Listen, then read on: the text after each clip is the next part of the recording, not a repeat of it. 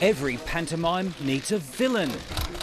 Helpful too if there's someone willing to play the heroine. Tanya's normally the one. He needs to shut up, and if the Prime Minister had any spine, he would tell him to do so.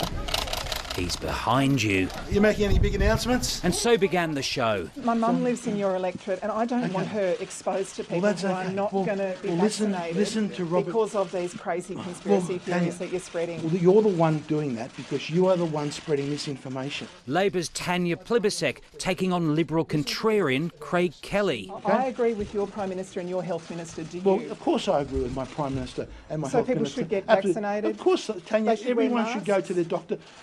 Young children, Tanya, should not wear masks. The outspoken backbencher has been promoting alternative treatments for COVID-19 online. Yeah, I'm a bit iffy about this. And recorded a podcast with anti-vaxxer chef Pete Evans. Lovely, Craig. Thank you so much. Does the Prime Minister agree with you? Well, I don't know. You'll have to ask the Prime Minister. Immediately after this exchange, Craig Kelly was summoned to the Prime Minister's office. Vaccination is critical. I made it very clear that that was the view of me as Prime Minister and, of course, the views of the government.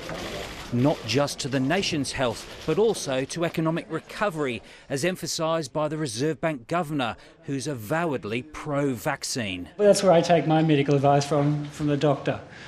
I'm not a big YouTuber or social media person. Philip Lowe's diagnosis that the economy's not as sick as first feared.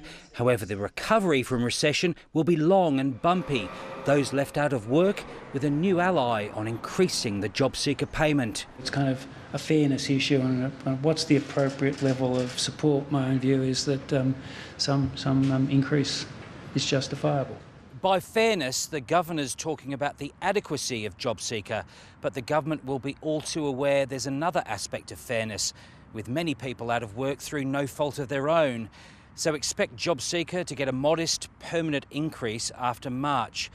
Good news from Philip Lowe is that he expects unemployment to be back below 5% later next year, vaccine permitting. Andrew Probyn, ABC News, Canberra.